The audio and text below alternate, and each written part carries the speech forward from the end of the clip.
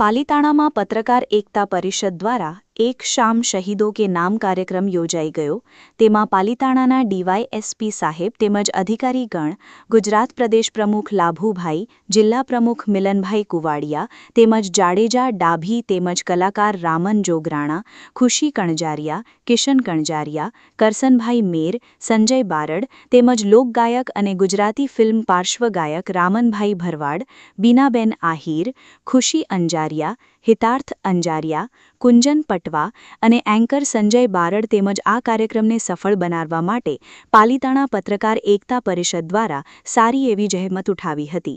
ખાસ પાલિતાણાની ધર્મકૃષ્ણ ઉત્સવ સમિતિ અને ગૌ સેવા સમિતિ દ્વારા પાલિતાણા પત્રકાર એકતા પરિષદની ટીમનું ભરતભાઈ રાઠોડ દ્વારા સન્માન કરવામાં આવ્યું હતું.